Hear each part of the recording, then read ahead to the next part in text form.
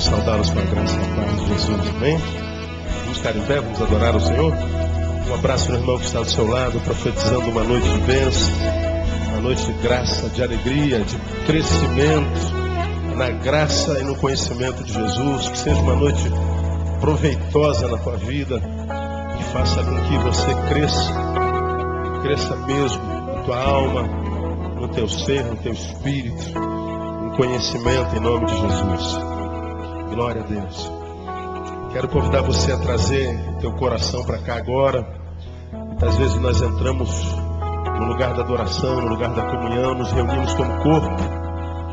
Muitas vezes o nosso corpo está aqui, mas o nosso coração está tão longe. Lá nos nossos problemas, lá nas nossas preocupações, lá nos nossos temores, lá nas nossas dívidas. Estamos presos em algum lugar do cosmos, do universo, da cidade, não é? E muitas vezes só o nosso corpo está aqui. Você está preso numa briga com a esposa, com a namorada. Você está preso lá numa fechada que você ganhou no trânsito. Você está preso na cirurgia que você vai fazer amanhã à tarde. E o Senhor está dizendo assim, ó, basta cada dia o seu mal. A respeito do que você tem que resolver amanhã, hoje você não pode fazer mais nada, senão só entregar na mão daquele que pode fazer tudo, não é? Então, uma vez que teu corpo já está aqui, eu já estou vendo você aqui, traz também teu coração para cá. Você está entendendo? Amém, amém? Pergunta, irmão, que está do seu lado, teu coração já chegou? Pergunta ele.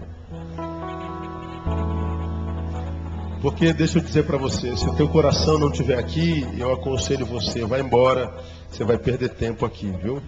Porque o nosso tesouro está onde está o nosso coração. A gente, quando traz o coração para cá, a gente está dizendo, Senhor, meu coração está aqui onde o Senhor vai ordenar a sua bênção. Meu coração está aqui no lugar onde o Senhor tem falado ao meu coração, minha alma, e eu quero que tu abençoes o meu coração, porque ele se relaciona conosco de coração para coração, né? De espírito para espírito. Então traz teu coração para cá, porque Deus tem bênção para você nessa noite, amém, amado? Vamos à nossa gotinha de saber, Salmo 119. Temos meditado no Salmo 119 esse ano inteirinho, nesses 5 minutinhos de início de culto, 5, 7, 8 minutinhos de início de culto. A gente sempre traz uma palavra de conhecimento, uma palavra para a gente mastigar com o dente do cérebro, com iluminação do Espírito Santo de Deus. E são palavras pequenas, mas profundas, que têm nos provocado reflexões e têm mudado vidas, né? Eu tenho guardado cada uma dessa reflexão que eu tenho feito ao longo dos anos. Eu boto sempre uma frasezinha aqui básica para a gente desenvolver, e eu tenho guardado cada uma delas lá porque me tem sido muito útil. Nós estamos no Salmo 119, nós vamos ler o versículo 37 hoje. Salmo 119, versículo 37, o salmista diz assim: desvia os meus olhos de contemplarem a vaidade e vivifica-me no teu caminho. Desvia os meus olhos de contemplar a vaidade e vivifica-me no teu caminho. Vamos tentar recitar todos juntos, mesmo nas versões diferentes, vamos lá? Desvia.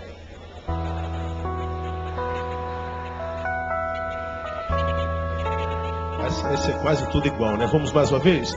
Desvia os meus olhos de contemplarem a vaidade e vivifica-me no teu caminho. Amém, amado? Senta um pouquinho. Esse salmo é quase todo ele, orações versiculares, né? São versículos que redundam sempre numa oração. Olha como é que o salmista ora nesse versículo. Presta atenção porque é importante. Ele faz 2 pedidos nesse versículo, vê se não é. Quais são os pedidos? Quem consegue detectar aí? 2. Qual é o primeiro? Desvia. Senhor, desvia.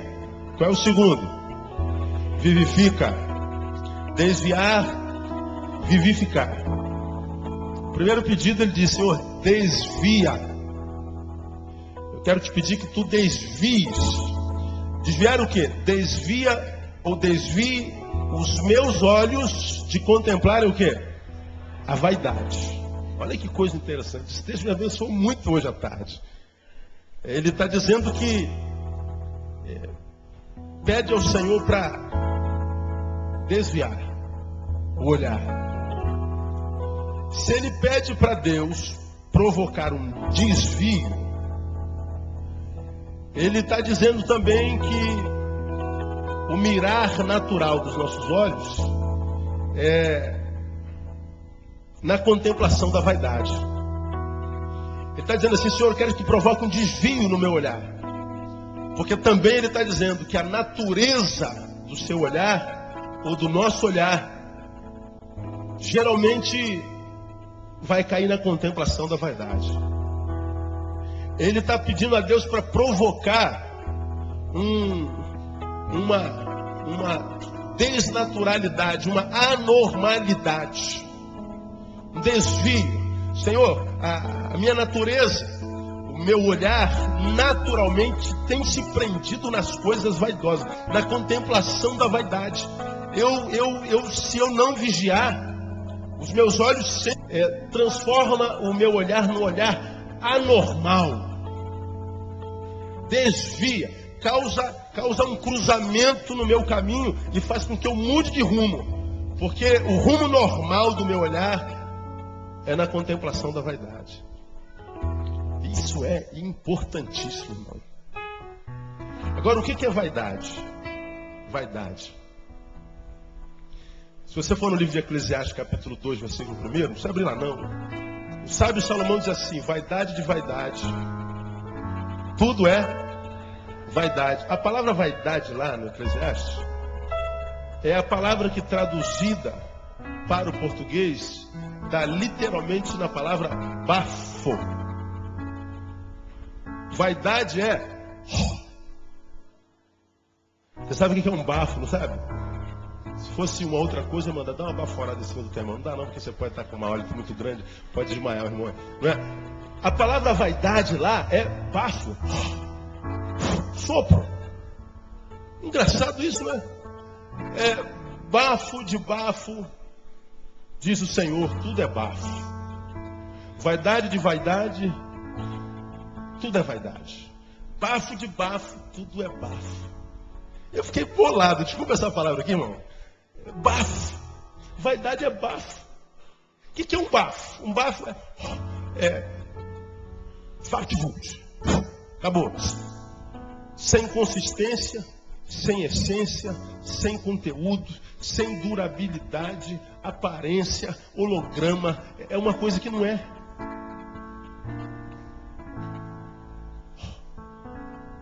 Não é um furacão que vem com o seu poder destruindo e que permanece por um instante, mas mesmo que seja só por um instante, ao passar, ele mostra que ele passou. Ele frutifica, ainda que por mal, mas ele frutifica. Não é isso, é um bafo. Vaidade é uma coisa efêmera. E o que o salmista está dizendo? Senhor, os meus olhos, eles são, por causa da natureza humana, geralmente absorvidos e escravizados pela contemplação do que é efêmero, do que não dura, do que não vale nada, do que parece ser, mas não é.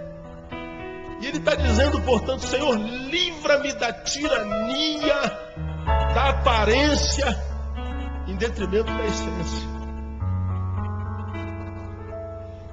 Patrick Marley, para mim, ilustra a vaidade de uma forma muito clara.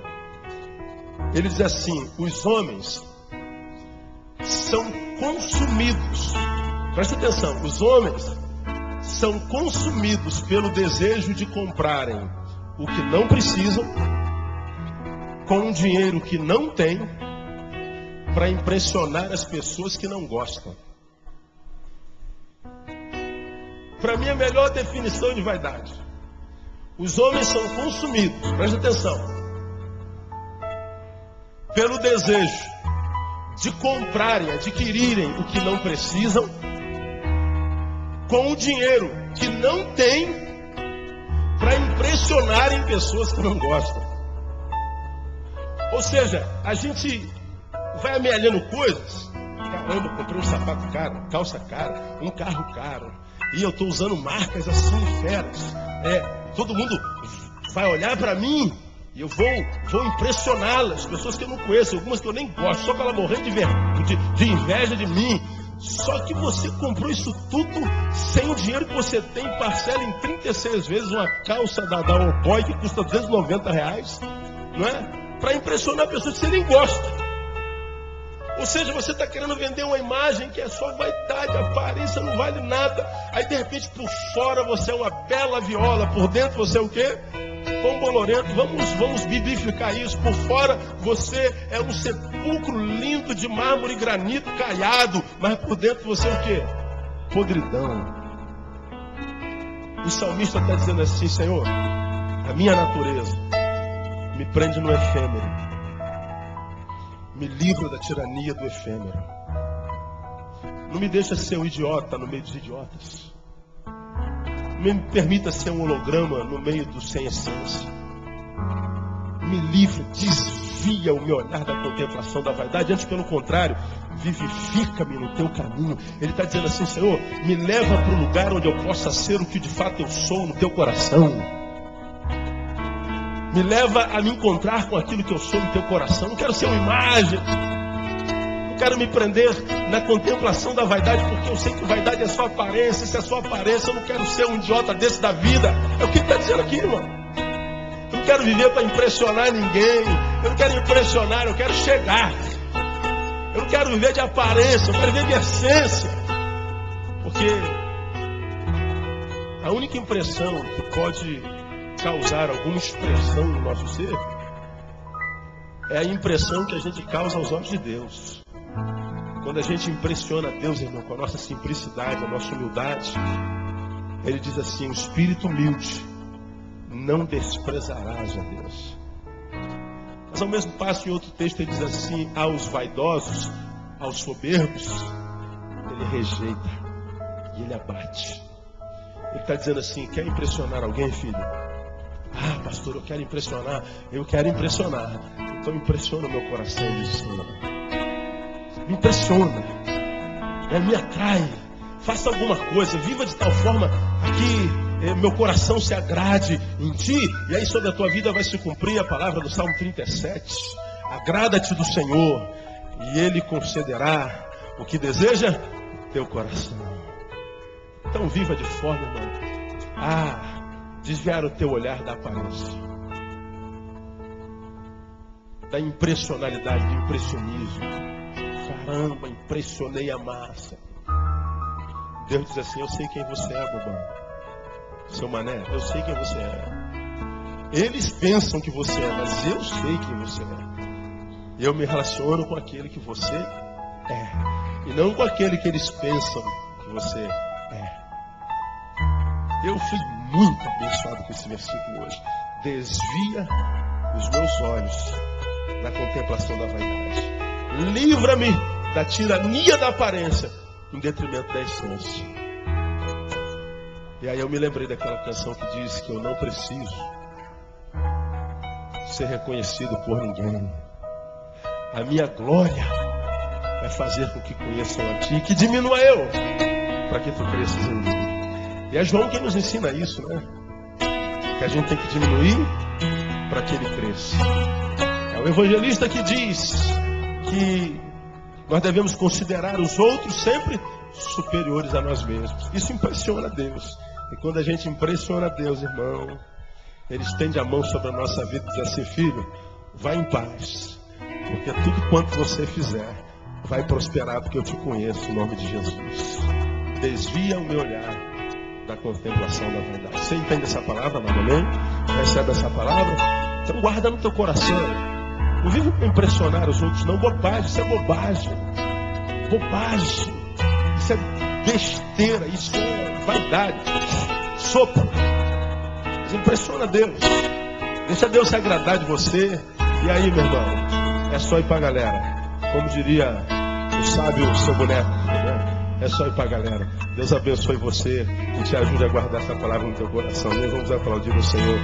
Ela foi tremenda. Ficar em pé, amados. Aleluia. Glória a Deus.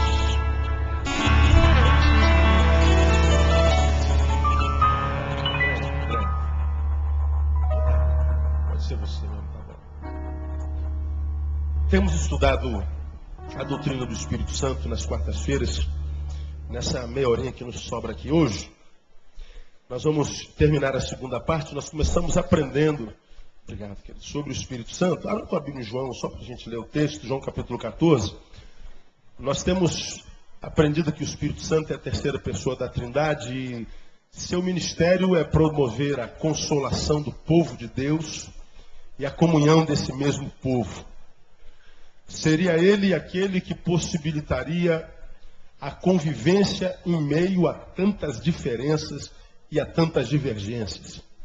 Mas por incrível que pareça, a má interpretação da pessoa do Espírito Santo e o mau entendimento do seu ministério na terra é exatamente o Espírito Santo que divide a igreja de Deus no mundo. Aquilo que devia unir é aquilo que, porque é mal interpretado, divide. A igreja no Brasil, ela concorda em métodos evangelísticos, ela concorda em campanhas, ela concorda em liturgia, elas se respeitam nas suas diversas liturgias, ela concorda em tudo, mas quando chega na doutrina do Espírito Santo, irmão, aí é cada um para o seu lado, e aí a gente começa a disputar quem tem mais espírito, quem tem menos espírito, e um crê que o espírito age dessa forma, o espírito age daquela outra forma, e a gente fica nessa meninice crônica que nos impede de transcendermos as divergências em torno de uma convergência que é superior às muitas divergências. E por causa da má interpretação da pessoa do Espírito Santo, a igreja no Brasil é uma igreja dividida, e por causa dessa divisão, é também uma igreja infrutífera. Porque embora nós tenhamos o discurso de que a igreja cresça no Brasil, os frutos dela no Brasil não crescem. Ao mesmo passo que a gente diz, a igreja cresce, a corrupção cresce. Nunca se viveu um período de tamanha corrupção, violência, desrespeito, desumanidade em toda a história da humanidade como nós vivemos hoje. O que acontece em São Paulo, por exemplo, nesse tempo que se chama hoje, está deixando estupefato o planeta inteiro. E isso que deixa estupefato o planeta inteiro, esse país chamado Brasil, que escandaliza o mundo inteiro por causa do grande grau de violência, de corrupção, nunca se viu tanta corrupção, tudo isso acontece exatamente naquele país que é tido e havido como o maior país cristão do planeta. Então, o maior país cristão do planeta é um dos maiores países mais corruptos do planeta. É um dos maiores índices de violência do planeta. É o que tem a maior população carcerária do planeta. É o segundo maior consumidor de psicotrópico do planeta. É um dos maiores índices de suicídios do planeta. É um dos países mais miseráveis do planeta. É o país que tem o maior índice de cristão no mundo. Então, que tipo de cristianismo é esse que se vive no Brasil, né? Que tipo de igreja é essa que parte da década de 80 de 8 milhões, 11 milhões de crentes, para 36 milhões, segundo o IBGE, no ano 2000, mas que não influi, não salga, não ilumina, não melhora em nada a qualidade de vida desse país? Ou os números são mentirosos, e nós sabemos que não são, eles estão aí diante dos nossos olhos. Ou o cristianismo que a gente vive é falacioso.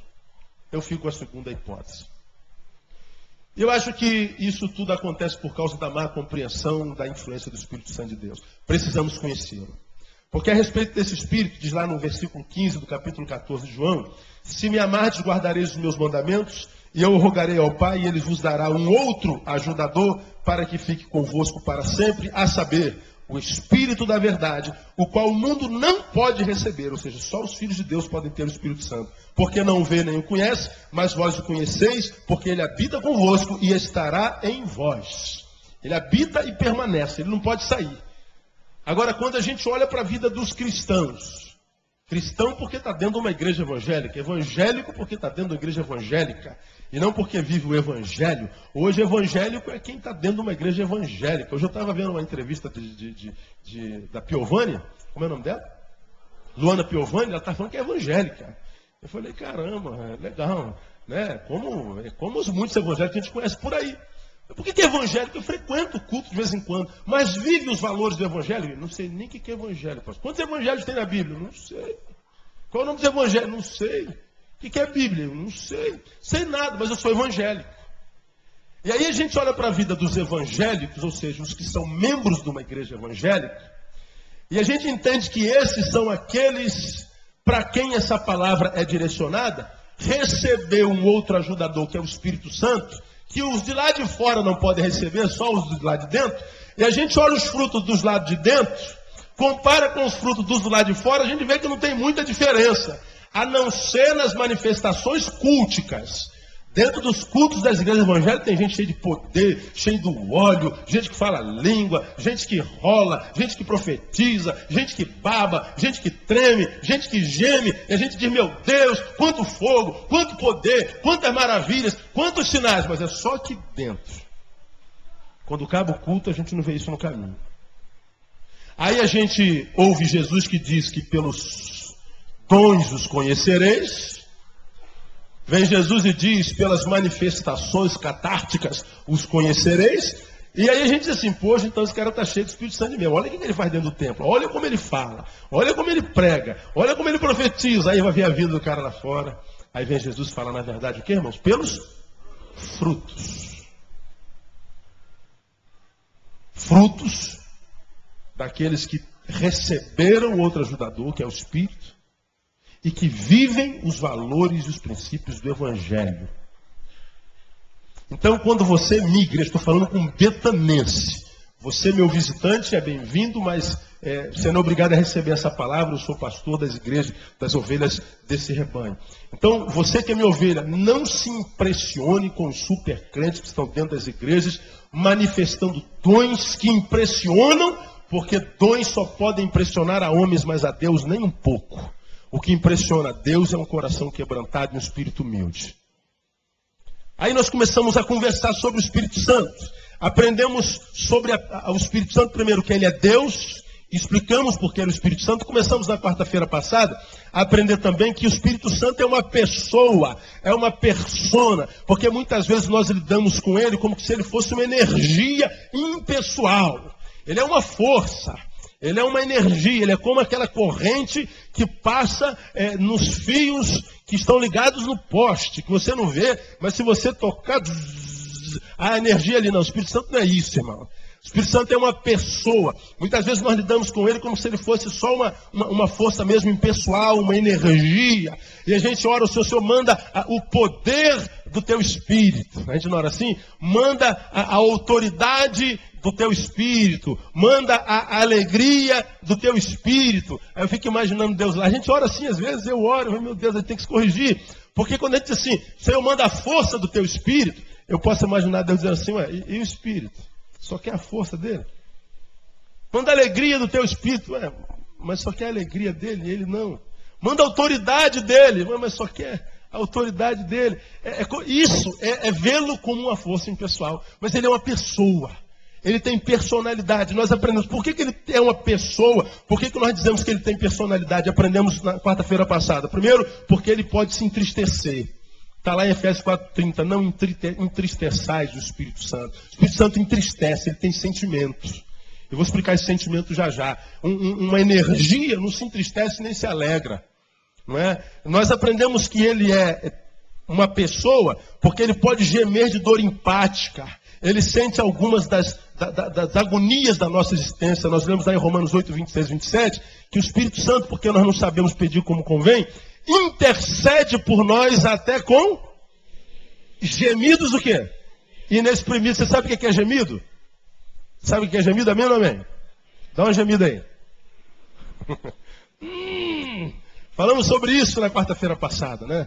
Ele às vezes nos vê fazendo alguns pedidos. Eu dei um exemplo da minha própria vida, que ele sente a dor, ele está dizendo assim, Deus, o que a boca desse teu servo está dizendo agora, não é produto da razão, mas é da dor que ele está dizendo.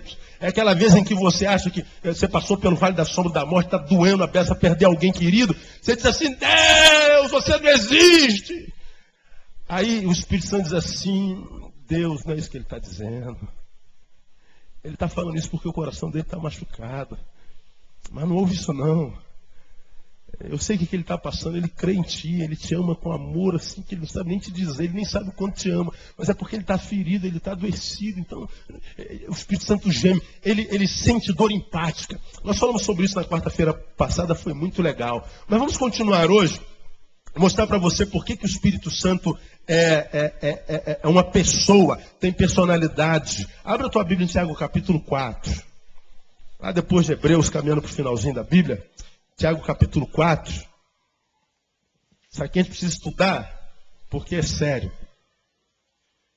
Tiago capítulo 4, quem já abriu, diga amém. Muito bem, vamos ao versículo 4. Infiéis.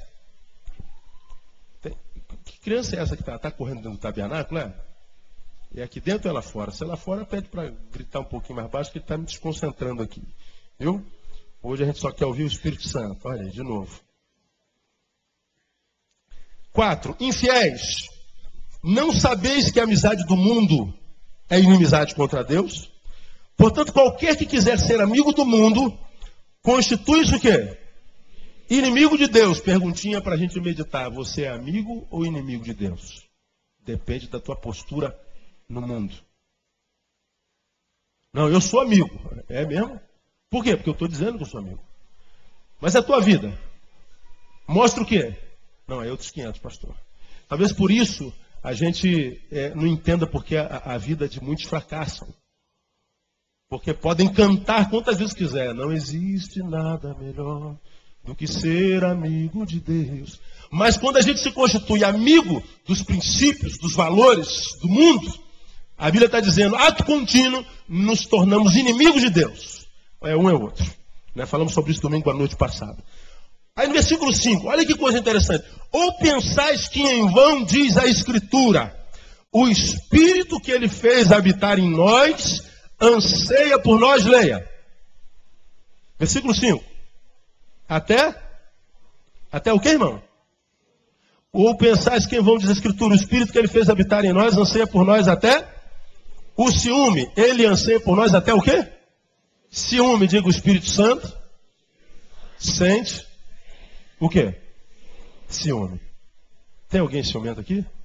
Claro que não. Hoje ninguém vem aqui. Ciumento fica tudo em casa hoje, né?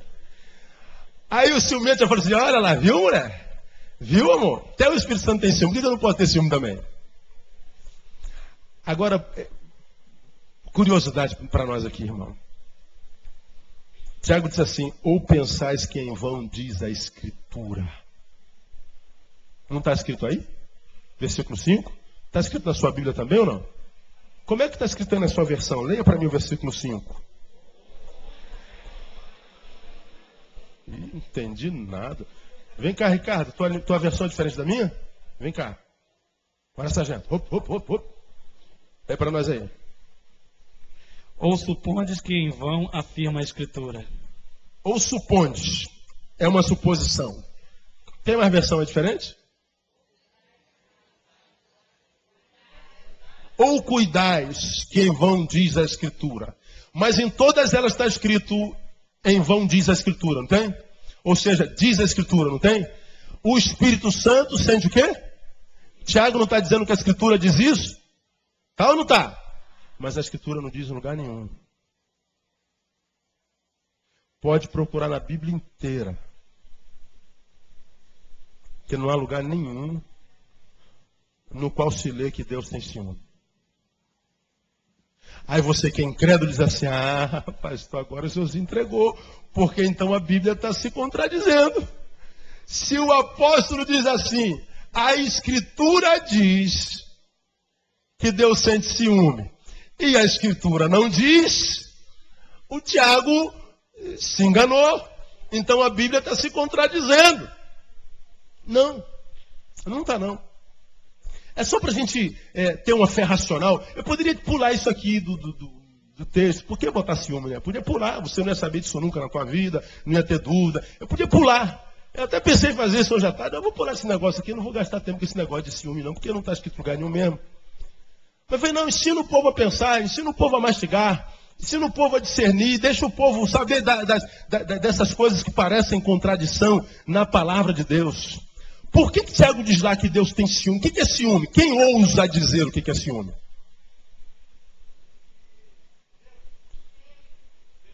Zelo.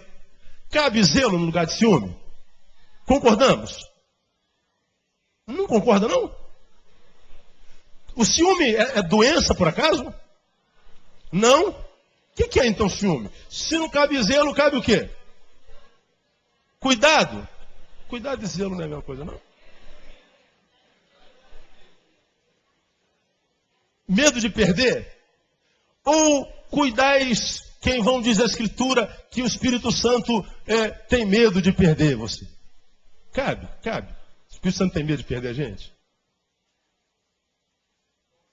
Ciúme? Posse? Não, eu senti ciúme da Andréia. Eu sou dono dela. É isso. O ciúme é uma doença? Mas pode vir a ser? O ciúme é uma doença? Sim ou não? Não. Mas pode vir a ser uma doença? Então, vamos ver se a gente entende. O ciúme em si não é mau. Se ele for equilibrado. Pois bem, estamos concordes até aqui? Agora, até quando o ciúme é equilibrado?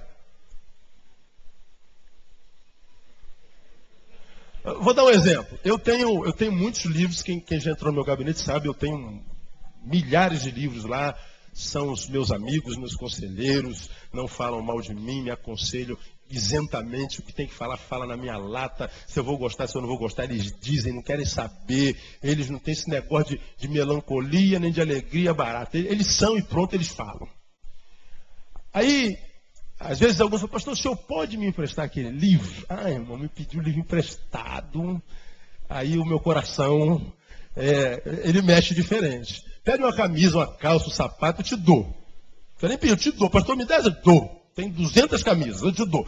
Mas pedir um livro emprestado. Às vezes é inevitável, a gente tem que prestar. Aí eu vou lá emprestar meu livro, né? Pode ser um parceiro, irmão. Pode ser aí os pastores mais chegados. Eu falei, pô, meu pai, né? Só foi, quando é que eu posso pegar? Pega semana que vem. Vamos ver se esquece até lá, né? Aí chega a semana que vem, ele vem, posso pegar com o senhor hoje? Pega amanhã. Quem sabe, né? Ele consegue um livro de hoje para amanhã. Tá, mas chega amanhã, posso pegar agora? Não pega depois do almoço. Né? Aí passa o almoço, ele liga. Não, deixa eu tomar um cafezinho. A gente empresta o livro chega lá. Mas emprestar livro para mim é complicado. Eu tenho ciúme deles. É pecado?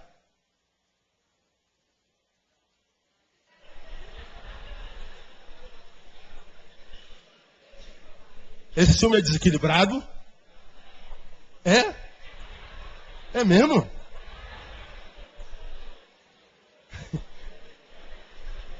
Ou então, tá bom, eu sou um desequilibrado. Você tem um carro, chega teu vizinho e fala assim, vizinho, você pode emprestar seu carro? Foi ali no Carrefour fazer uma compra rapidinho. Você empresta seu carro com facilidade? Ah, empresta. Você é mentiroso, cara. Empresta uma ova.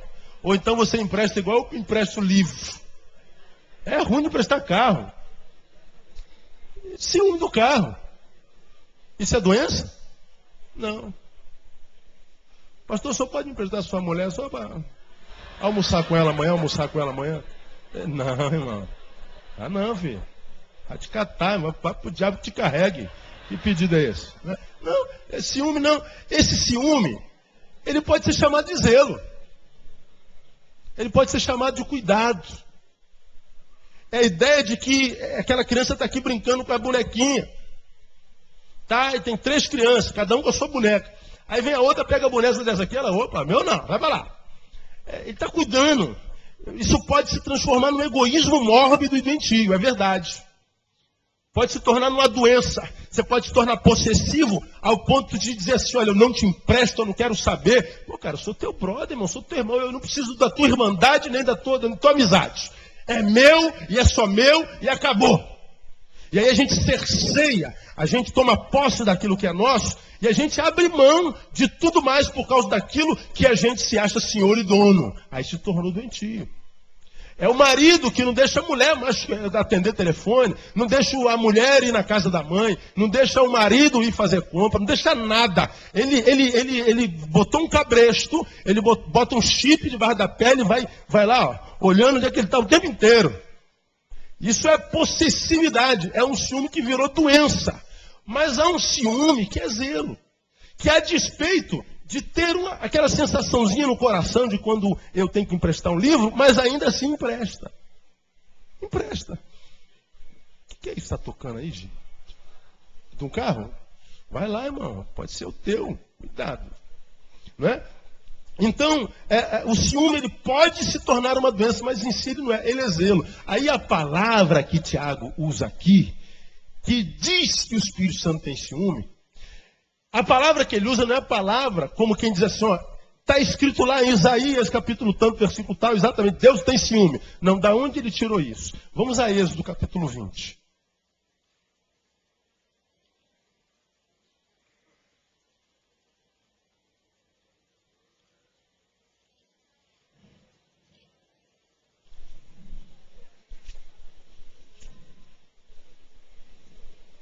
Segundo livro da Bíblia, você já abriu, amém?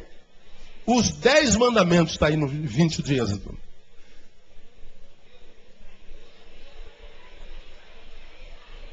Eu falei Isaías? Olha, vocês estão todos errados e eu estou certo. Êxodo 20. Todo mundo ouviu errado. Eu sou o único certo aqui. Chefe não erra, e quando erra é por causa de vocês, por causa do empregado. Pastor não erra, quando erra é por causa da ovelha. Êxodo capítulo 20, os 10 mandamentos. Já abriu agora, amém? Muito bem. No versículo 4, ele diz assim: não farás para ti imagem esculpida, nem figura alguma do que há em cima no céu, nem embaixo na terra, nem nas águas debaixo da terra. Aí o 5. Não te encurvarás diante delas, nem as servirás, porque eu, leia, o Senhor teu Deus, sou Deus o quê? Zeloso, que visito a iniquidade dos pais nos filhos até a 3ª e 4ª geração daqueles que me odeiam. Sou Deus o quê? Zeloso. A palavra zeloso está para o hebraico como aquela palavra que Tiago usa no grego, ciúme. É a mesma palavra, só que no hebraico e outro no grego. De onde Tiago tirou ciúme? Ele lê esse texto e diz assim, olha, vocês que têm mania de fazer imagem, de barro, de bronze, de pau, seja lá do que for, Deus está dizendo, não façais, não fareis imagem esculpida, não tem que esculpir imagem, não devem se prostrar diante dela para adorar e nem servi-la, ou seja, imagem passa longe. Aí os que adoram imagem, dá tudo que é desculpa para justificar adorar imagem. Mas a Bíblia está dizendo, não faça imagem de jeito nenhum. Não te curve, nem adore. Não faça nada diante dela. Por que a gente não pode adorar imagem? Por que a gente não pode dividir a glória de Deus, adorar outros deuses? Deus está dizendo, eu sou o Senhor teu Deus, e sou Deus o quê? Zeloso. Ele está zelando como o marido zela pela sua esposa. Quem é a esposa de Deus na terra hoje, irmão? Quem é a esposa? A igreja. Ele está dizendo, olha, minha esposa, vocês não têm que se curvar diante de outro Senhor, diante de outro Deus, diante de outro marido. Porque eu zelo pelo que é meu. Eu zelo pela minha esposa. Aí vem Tiago e diz assim, olha, Deus, pelo Espírito, é um Deus ciumento. Não é ciumento. É um Deus que tem zelo e que não admite que você adore quem quer que seja, que não só Ele. Então, a palavra ciúme é a palavra que traduz zelo, cuidado. Não é uma doença dessas humanas que acaba com muitos casamentos e relações humanas. Então a palavra, na linguagem teológica, aprendam aí, vocês já ouviram falar isso aqui, é uma palavra, é uma linguagem chamada na teologia de antropopatismo. Por quê, pastor? Patismo, antropopatismo. O que é antropopatismo na teologia? Antropos, homem, patem, sentir, sentimento. É dar sentimento humano a Deus. Então vem Tiago e faz com que, porque ele está pregando uma mensagem para que nós entendamos essa mensagem, ele dá um sentimento que eu e você entenderia. O Espírito tem ciúme, ou seja, o Espírito zela por aqueles que são dele. Então por que o Espírito Santo é uma pessoa? Porque ele, aspas, pode sentir ciúme, ele tem zelo por nós, ele cuida de nós, ele é uma pessoa. Deu para ficar claro, amém ou amém? É assim que é a palavra. Então quando você encontrar com alguém, mas Tiago está dizendo que a Escritura diz, mas a Escritura não diz. Acontecem umas coisas dessas também no livro de Mateus. Ele diz assim, como diz o profeta Isaías, só que não foi Isaías que disse, foi um outro profeta.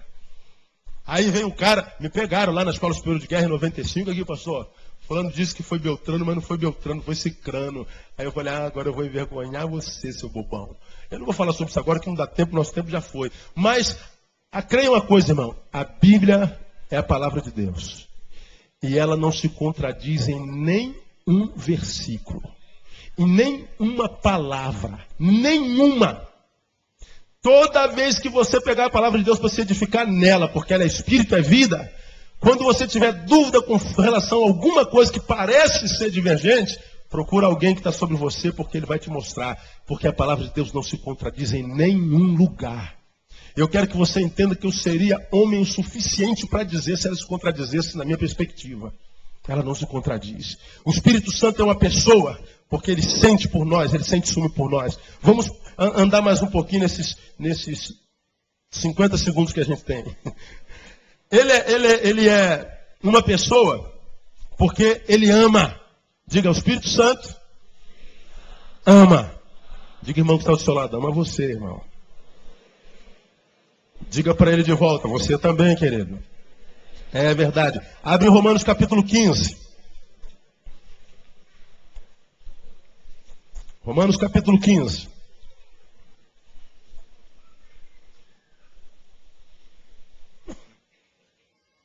Romanos 15, versículo 30. Rogo-vos, irmãos, você já abriu, amém? Rogo-vos, irmãos, por nosso Senhor Jesus Cristo e pelo que leia? Pelo amor o quê? Do Espírito, que luteis juntamente comigo nas vossas orações por amor a Deus. Paulo menciona o amor do Espírito Santo num texto de apelo à solidariedade cristã. Ele está dizendo, rogo-vos, irmãos, por Jesus Cristo e pelo amor do Espírito Santo, que luteis comigo em oração. Paulo estava passando por um momento difícil na sua vida, seu apostolado estava sendo questionado, Paulo estava sendo desafiado pelo Espírito Santo para novas perspectivas, ele passava por temores externos e externos, a respeito dos quais ele fala em Tessalonicenses, e ele diz assim, irmãos, quando vocês se lembrarem, orem por mim, por favor, em Jesus Cristo e pelo amor do Espírito Santo. Ele está mencionando o amor do Espírito no contexto no qual ele faz apelo à solidariedade cristã. Ele pede que os irmãos assumam uma espécie de integração de alma para interceder junto com ele. Ele está dizendo que a gente consegue permanecer no Espírito e em solidariedade humana quando essa solidariedade humana transcende o amor humano. Mas é um amor que, em transcendendo o humano, nos leva ao amor do Espírito Santo. Isso aqui é muito tremendo, dava para a gente se aprofundar, eu aconselharia você a fazer isso, mas não é a perspectiva do nosso estudo, eu preciso terminar. Ele ama. O amor do Espírito Santo é o que promove solidariedade. Aí você fala assim, pastor, mas tem muita gente que é do mundo, que não tem o Espírito Santo, e que promove muita solidariedade, faz muitas obras. Eu sei, é verdade, eu falei sobre isso aqui há bem pouco tempo atrás. Por exemplo, quais as pessoas que fazem a melhor obra de ação social e de caridade no mundo hoje? Quem são elas? São quem? Os espíritas. São os que adoram os espíritos, não o espírito. Os espíritos. Que acreditam que os mortos podem voltar, contrariando. Se dizem cristãos, mas na sua crença são totalmente acristãos. Falamos sobre a reencarnação durante 3 meses agora há pouco tempo. Se dizem cristãos, mas vão contra todo o ensino de Cristo. Todo. Mas eles fazem a melhor e maior obra de caridade do planeta. Agora, deixemos a obra de lado, porque para quem tem fome, como dizia Betinho, a fome tem pressa. Não interessa de onde vem o pão. Pois bem, o pão chegou ao faminto, valeu. Agora, para Deus, o que vale não é necessariamente o que a gente faz. O que vale para Deus? A intenção com a qual se fez. O que me levou a fazer? Agora me digam, por que esses que fazem a maior e mais numerosa obra de caridade fazem a maior e mais numerosa obra de caridade? Por quê? Porque fora da caridade não há salvação. Eu dou o pão para o Ramon, e o Ramon vai agradecer. Mas por que eu estou dando pão para o Ramon? Porque se eu não der pão para o Ramon, eu não sou salvo. Então o objetivo primeiro não é o amor ao próximo. Não é o Ramon. Não é só fazer, é a intenção com a qual se faz. Essa é a diferença entre os princípios do reino e os princípios do que não são do reino. Então o amor espiritual, irmão, faz não esperando receber nada em troca. É amor incondicional. Eu não estou querendo nada em troca. Eu não estou interessado em mais nada. Eu só estou fazendo porque o amor de Deus está em mim. É como aquela mensagem que eu preguei outro dia. Será que se o inferno não existisse, será que esse templo estaria cheio de gente assim atrás da palavra de Deus? Será que nós adoraríamos a Deus e o serviríamos da mesma forma? Ora, se eu não tenho inferno para onde ir depois da morte, eu não preciso de Deus para nada, eu vou ver minha vida. Porque eu não preciso de salvação. Porque tem muita gente que se aproxima da luz porque tem medo do escuro. Tem gente que serve a Deus porque tem medo do diabo. Agora, o diabo não existe não. Deus revelou que agora não tem mais diabo. Não, então não precisa de Deus. De modo que quando nós nos aproximamos de Deus, Deus está dizendo, não basta perto de mim, eu quero saber o que te trouxe aqui. Porque se no meu coração e no teu não houver a verdade de Deus, eu não quero saber o que o Senhor vai me dar, não quero saber para onde eu vou e deixo de ir. Eu quero estar na tua presença. Um exemplo disso na Bíblia, muito crasso, claro e poderoso, Jó. Lembra que eu já preguei sobre isso aqui? Perdeu bens, posses, filhos, família e saúde. Perdeu tudo. A última perda foi a mulher. Eu tenho uma mulher daquela, não precisa nem de sogra, né? Diz um colega meu. Aí a mulher fala assim, ô Jó, seu idiota, você já perdeu tudo. Agora está aí leproso, carne viva, um desgraçado. Amaldiçoa logo esse teu Deus e dá um tiro na cabeça e morre. Não foi o que ela disse? O que ela está dizendo com isso? O que adianta servir a Deus se de Deus você não pode tirar coisas? Aí Jó diz assim, como fala qualquer doida, assim falas tu. Receberíamos o bem de Deus e não receberíamos o mal? E diz o texto assim, não pecou Jó em nenhuma das suas palavras. O que Jó está dizendo com isso? Ele está dizendo assim, mulher, sua doida, eu não me relaciono com Deus só para receber alguma coisa. Eu não acho que servir a Deus só vale a pena se eu receber alguma coisa dele.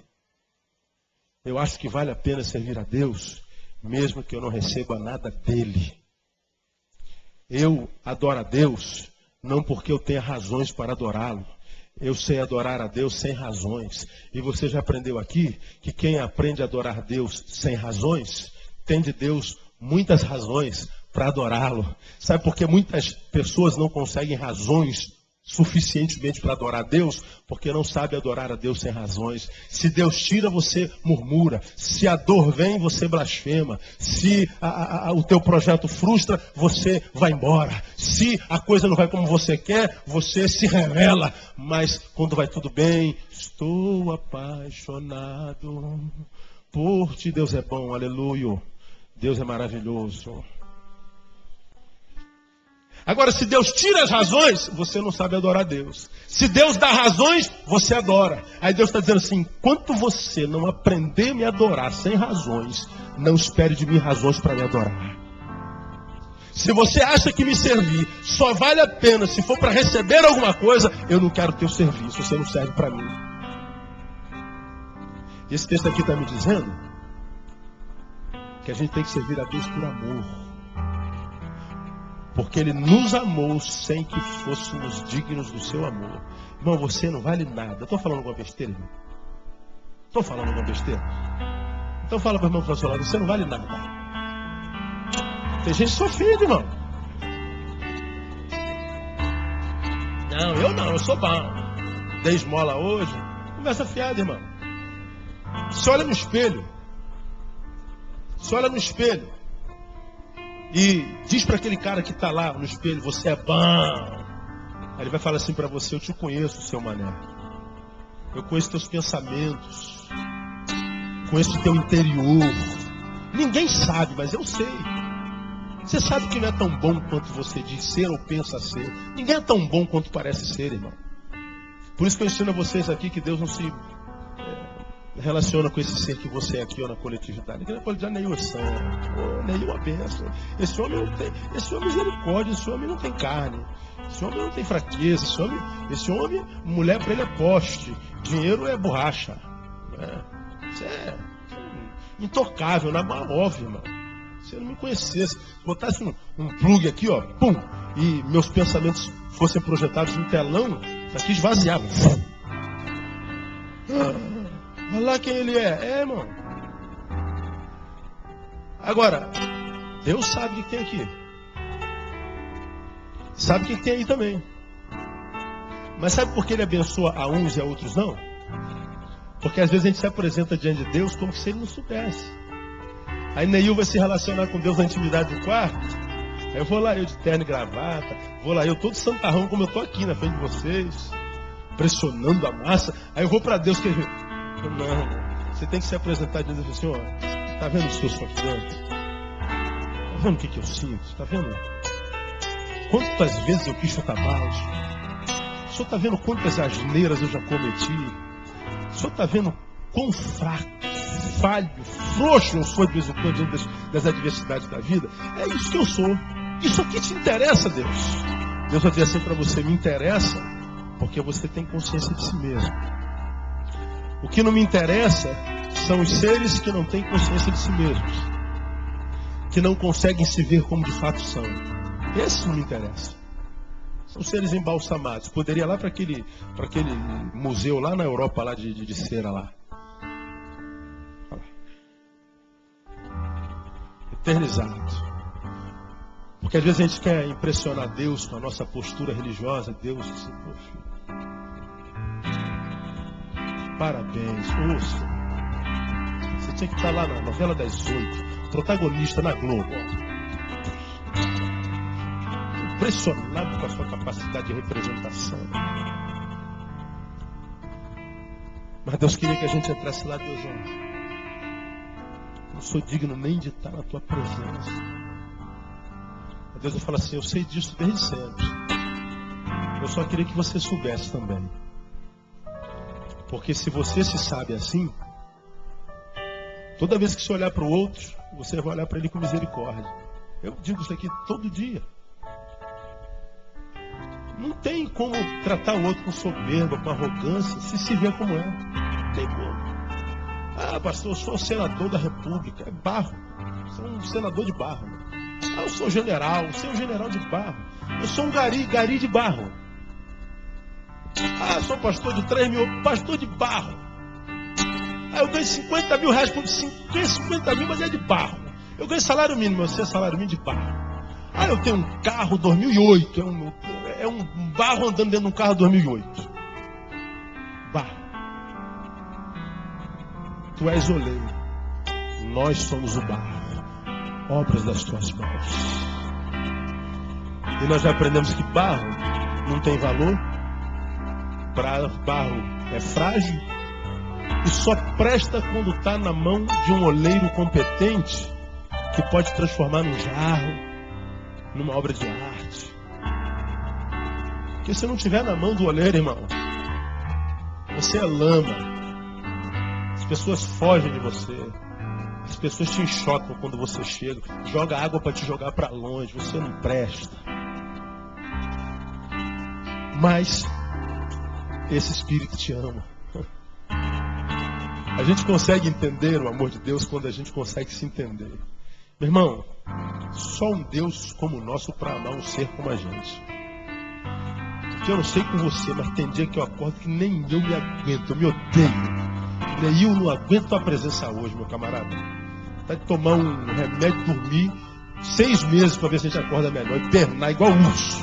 Porque às vezes a gente olha no espelho e se odeia. Já aconteceu com você uma vez? Irmão. E tá que não se aguenta. Mas Deus diz assim, ó, você pode estar cheio de si, mas eu amo você. De modo que eu termino a minha palavra dizendo assim, ó, de repente você está aqui, está cheio da tua vida, você não aguenta a tua vida é uma desgraça, tua vida é uma... É isso aí mesmo que você pensou, é isso aí. Deus tá, tu não gosta mais dessa vida não, Deus está dizendo assim, dá na minha mão, dá para mim. Dá pra mim que eu amo você do jeitinho que você é. E ele está dizendo assim, eu aceito você do jeitinho que você é. Venha a mim como você estiver. Agora, quem vem não permanece da mesma forma jamais. Ele muda você. O Espírito Santo é uma pessoa porque ele ama. Ele ama. Ele ama. E eu terminaria dizendo o que ele fala. Mas como a gente vai falar sobre os dons do Espírito Santo, sobre como o Espírito Santo se manifesta, então sobre fala eu não vou falar nada, tá bom? O Espírito Santo de Deus é uma pessoa porque sente ciúmes, zelo, porque ele ama. Ele é uma pessoa. Então, amado, relacione-se bem com esse camarada que está aí dentro, porque se você deixar esse homem, essa personalidade feliz que habita dentro de você, ele trabalha muito melhor. Você vai ver que a sua vida se torna uma vida bem melhor. Mas quando nós o entristecemos, aí triste a gente não produz, não. Triste não dá. Triste fica ruim a beça. Ele é uma pessoa. A partir da semana que vem não, na outra, a gente vai começar a ministrar sobre como age o Espírito Santo. Porque a gente tem visto nas igrejas, não, isso aqui é o Espírito Santo. O Espírito Santo me falou, o Espírito Santo fez. Será que foi o Espírito Santo mesmo? Como é que a gente sabe que o Espírito Santo, como é que ele age? Como é o mover? Como é o agir? Porque eu tenho visto muita gente quebra a cara, porque alguém disse para ele que o Espírito Santo disse para dizer para ele, e ele diz que o Espírito disse, e ele diz, o Espírito me disse, mas não foi o Espírito que disse, é você quebra a cara.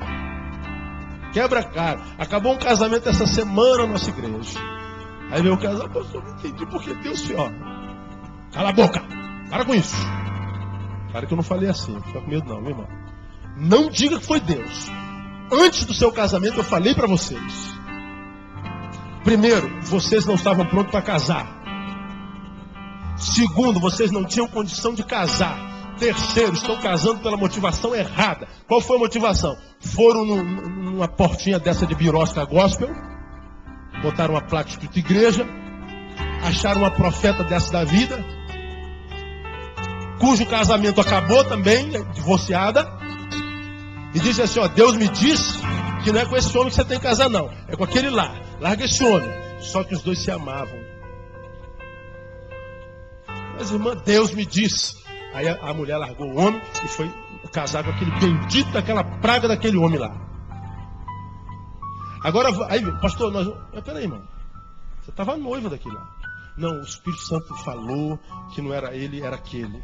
Mas como é que o Espírito Santo falou? Eu fui lá na igreja da missionária fulana de tal, e a missionária disse que eu tinha que casar com esse.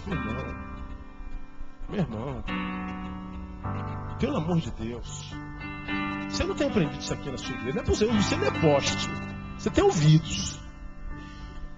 Não, pastor, já estou decidido. Não tem como fazer um casamento desse. Relutei, casou. Quase 6, não tem nem 6 meses casado. Separaram. Não tem volta. Porque no coração dela está o outro até hoje. Culpado que é o Espírito Santo. O Espírito Santo dá tristeza, né? Ele faz essa desgraça toda na vida dos crentes. Larga o emprego certo e vai. Vou cumprir meu ministério. Qual ministério? Por que não cumpre o ministério lá onde você está trabalhando? Você não faz obra de Deus lá. A não ser que ele fale taxativamente. Porque ele tem essas doideiras. Tira, desenraiza a gente para levar a gente pro deserto, como fez com o Filipe.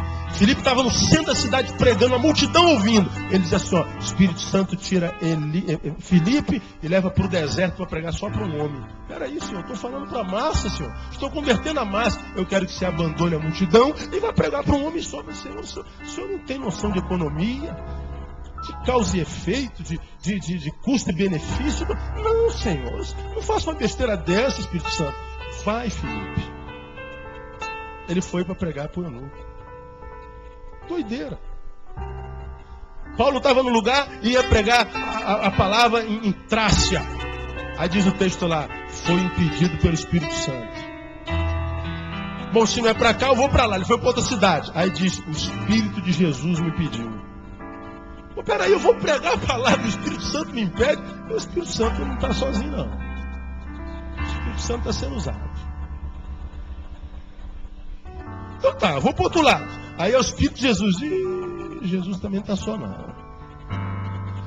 Aí ele não foi para lugar nenhum. Aí ele ouviu o clamor, passa a Macedônia e ajuda-nos. Porque a gente quer fazer a obra de Deus, o Deus da obra me impede.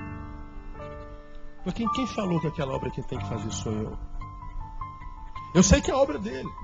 É gente que ele quer alcançar, mas Deus não mandou alcançar, não sou eu, é o João. Então não basta só fazer, tem que fazer segundo a vontade de Deus. Por isso todos os ministérios fracassam. Está fazendo, é pertinente, é lógico, mas não é você que tem que fazer. Não é contigo. Aí o próprio Espírito Santo tem barreira. O Espírito Santo tem essas doideiras, assim, irmão. Então tem que ficar ligado. Agora, quando ele der uma ordem dessa ilógica, não sai direto, não. Mastiga, peça testificação. Quando Deus me dá ordem de doido, fala, Senhor, eu recebo a tua palavra, mas eu vou te pedir, por humildade, me dá uma testificação concreta. E ele vai dar a testificação. Então, meu irmão, se o Espírito Santo falou contigo, ele não mente. Mas quando ele fala, ele testifica. De modo que quando a gente vai na onda dele, a gente está indo na onda certinha. É só pegar a prancha e surfar. Porque você vai pegar a melhor onda da tua vida no nome de Jesus. Porque ele ama. Ele é uma pessoa. Que ele te abençoe, que ele te encha. E a partir da próxima semana, outra, a gente vai começar a falar sobre como age o Espírito Santo. Como age. Tremendo. Não falte, porque é de Deus para o teu coração. Amém, amado? Recebe essa palavra como vida dele. Então aplauda ele bem forte, fique de pé. Vamos orar ao Senhor.